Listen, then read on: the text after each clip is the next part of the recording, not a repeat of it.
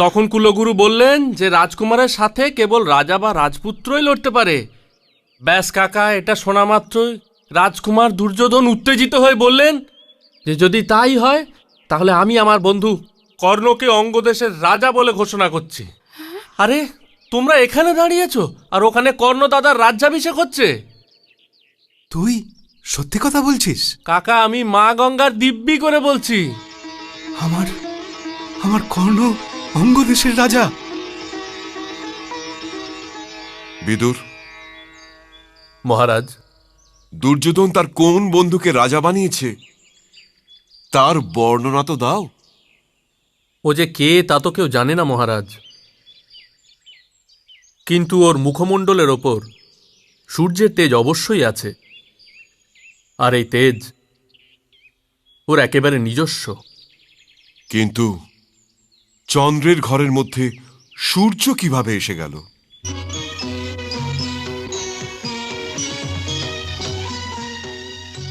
আজকের এই শুভ মুহূর্তে আমি অঙ্গরাজ কর্ণকে নিজের মিত্রতা অর্পণ করছি।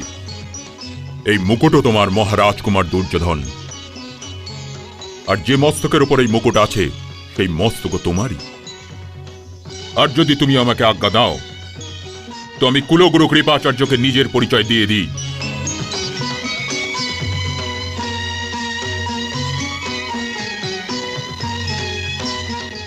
আপনি কি এখনো গুরু দ্রোণাচার্যের প্রিয় শিষ্যকে প্রতিযোগিতায় ডাকার অধিকার আমায় দেবেন না কুলগুরু? এখন আজ্ঞা দেওয়াতে কুলগুরুর আর কি বা আপত্তি থাকতে পারে? রঙ্গভূমি প্রতিযোগিতা স্থান, যুদ্ধের স্থান নয়।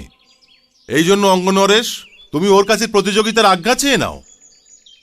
যথাজ্ঞা গুরুদেব।